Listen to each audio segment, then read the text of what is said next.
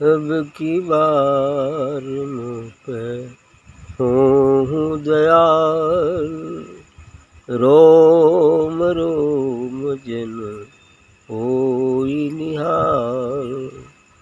अब की बार मुँह पे होऊं दयाल, रोम रोम जन होई निहाल।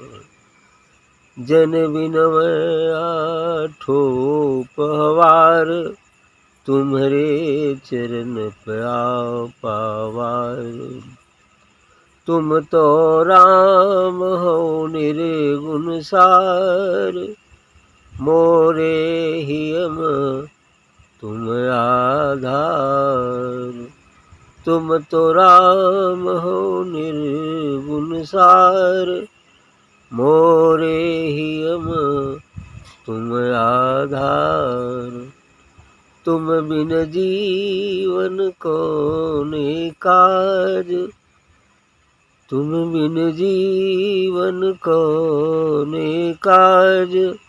बार बार मुख आवे लाज, बार बार मुख आवे लाज। सतगुरु चरणन साज समाज, सतगुरु चरणन साज समाज। बुल्ला मांगे भक्ति राज, बुल्ला मांगे भक्ति राज।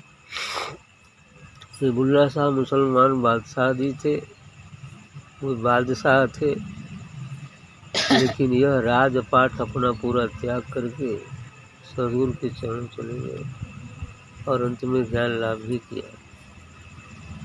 क्योंकि जो राजा होते हैं अति संस्कारी होते हैं। तपस्या तप चुक राज, राज चुक रो। तपस्या से चूकने के बाद वह राजा बनता है और राजा से चूकने के बाद रो नरक में जाता है। तो तप राजा वही होता है जो तपस्या करते करते, ध्यान करते करते और मृत्यु से पहले परमात्मा को नहीं जान पाया, अपने आप को नहीं जान पाया और मृत्यु हो गई, शरीर छूट गया, तो वह व्यक्ति वहाँ तो किन्नर लोक में रहता है, वहाँ सुख भोगता है, तपलोक में रहता है और वहाँ का सुख भोगने के बाद पुनः आता है, वह राजा बनता है। कोई आज राजा तो नहीं है, लेकिन IAS अफसर है, प्राइम मिनिस्टर है, चीफ मिनिस्टर है, ऐसे बड़े बड़े पदों पर जाता है, राज्यपाल है, राष्ट्रपति है, ये सब बड़े पद उन लोगों को प्राप्त। लेकिन यदि बड़े पद प्राप्त करके और फिर इस काम क्रोध लोभ मोह स्वार्थ में फंस गए, फिर 84 में चले जाते। हालांकि वो संस्कार उनका जो कमाया है वह जीवात्मा के साथ लगा रहता है, लेकिन अभी जन्म में जो पाप कर लेते हैं उसे भोगने के लिए फिर 84 का लग जाता है। तो आप कह रहे हैं कि अब की बार मुझ पर होऊं दयाल। बुल्ला जी का कहना है कि हे सदगुरु, हे परमात्मा, इस बार आप मुझ पर दया दृष्टि कर दीजिए, मुझ पर दयाल हो जाइए और रोम रमजन हो जाए, जिससे मेरा रोम रोम आपके उस दिव्य प्रकाश से ही निहाल हो जाए, अर्थात चमक उठे, अर्थात मुझे अपने निज स्वरूप का बोध हो जाए, ऐसा कह रहे। जन बिनवा आठों पहवार, तुम्हारे चरण पर आपावार। जन बिनो, मैं आपकी आठों पहर विनती करता हूँ।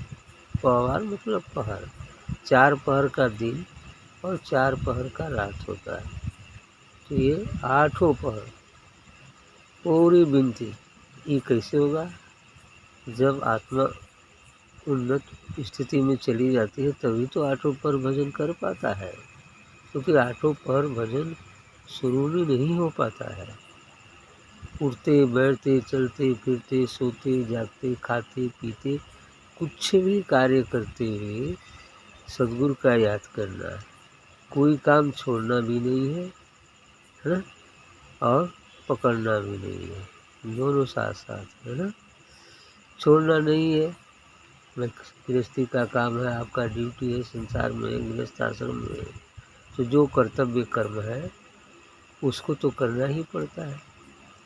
पढ़ाई लिखाई कर रहे हैं तो पढ़ाई लिखाई है, नौकरी चाकरी कर रहे हैं तो नौकरी है, बिजनेस है, व्यापार है, कृषि है, ये सबको करना है, लेकिन निष्कामता के साथ और सद्गुरु की याद करते करते करना है। उसी प्रकार जैसे हम मुंह में पान का बीड़ा भी बुला लेते हैं और साइकिल भी चलाते हैं, मोटरसाइकिल भी चलाते हैं, और कोई काम भी कर लेते हैं, पान का भी आनंद लेते हैं और काम भी कर लेते हैं। ऐसे ही किसी भी कार्य को करते समय सद्गुरु की याद करते हुए करें तो सद्गुरु की याद का भी आनंद होगा और काम भी आपका होता है। इसमें कौन सी बड़ी बात, कोई बात नहीं है। इसलिए जन बिनवा आठों परवार तुम्हारे चरण पर आपार, हे सद्गुरु मैं आपकी चरणों पर अपने आपा, अपने अहंकार को समर्पित करता हूँ। आपा, आपा मतलब अहंकार, अहंकार का मतलब मैं राजा हूँ, ये तो अहंकार हो जाता है। एक बार हमने बताया था ना कि एक डीएम हुए थे, है ना, बताया था कभी। तो जुन्नैद के शिष्य थे, शिवली, है ना, ऐसा ही था मुसलमान। तो वही चीज़ यहाँ आ जाता है, एक अहंकार हो जाता है। तो उसको भीख मंगवाए, उससे क्षमा मंगवाए पहले जिस देश में वो शासन की थी, जिस क्षेत्र में, तो शिवली जी ने कहा जाओ भाई तुम शासन किया है तो जाओ सबसे क्षमा याचना कर लो। क्षमा याचना की, आकर कहे कि ठीक है प्रभु तो हमने क्षमा याचना कर लिया, तो जाओ अब इस बार थोड़ा भीख मांग कर लाओ लोगों से कुछ। तो भीख मंगवाए, तब जाकर अहंकार टूटा। अहंकार को तोड़ने के लिए कुछ तो करना ही पड़ता है ना। अहंकार टूटेगा नहीं तो काम बनेगा नहीं, है ना। ये चीज़ करना पड़ता है ना। इसलिए कि यदि ज्ञान चाहिए, यदि उसको अमरता चाहिए तो कुछ तो सहन करना ही पड़ेगा। तो तुम्हारे चरण पर आपावा, तुम्हारे चरणों पर मैं अपने आपा, अपने अहंकार, अपने तन मन धन को समर्पित करता हूँ। तुम तो राम हो निर्गुण सार, सीधे कहते कि हे सद्गुरु आप तो राम हो, रमता है सो राम, यानी निर्गुण रूप हो, हाँ निराकार हो, दिव्य ज्योतिर्मय हो। इसलिए कहते हैं कि हे तुम तो राम हो निर्गुण सार, निर्गुण के सार अर्थात सार मतलब मूल तत्व, सार तत्व आप हो, अर्थात दिव्य ज्योतिर्मय हो। मोरे ही में तुम आधार, लेकिन अब मेरी हृदय में तो आप ही आधार है। मेरी हृदय में तो आप आधार है, हृदय के लिए मेरे लिए तो आप ही आधार है। आगे फिर कहते हैं कि तुम बिन जीवन कौने काज, यदि तुम नहीं रहो तो ये जीवन किस काम का, बेकार है। यदि सद्गुरु की भजन नहीं करता तो मानव जीवन में यदि जो दिया है, यह शरीर दिया, यह क्या क्या चीज़ें दिया, तुम्हें संसार की सुख सुविधाएं भी दिया और उसी को बोलेंगे, है ना। यही कहने का मतलब है तुम बिन जीवन कौने का, तुम्हारे बिना ये जीवन तो बेकार ही है। अब बार बार मुझे आवे लाज, और इस बात को लेकर मैं बार बार शर्म करता हूँ आपसे कि कैसे कहूँ, क्या कहूँ, लाज सी लगती है। लेकिन आप मेरे हृदय में आ जाए तो अच्छा रहे।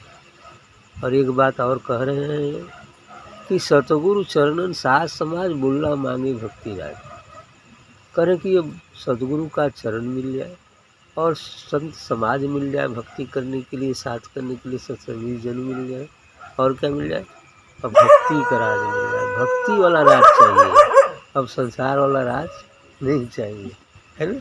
अब वो शहंशाही चाहिए। चाह गई चिंता मिटी, अब मनवा बेपरवाह, और जिसको कुछ नहीं चाहिए वो है शहंशाह, वो बादशाहों का भी बादशाह होता है ना।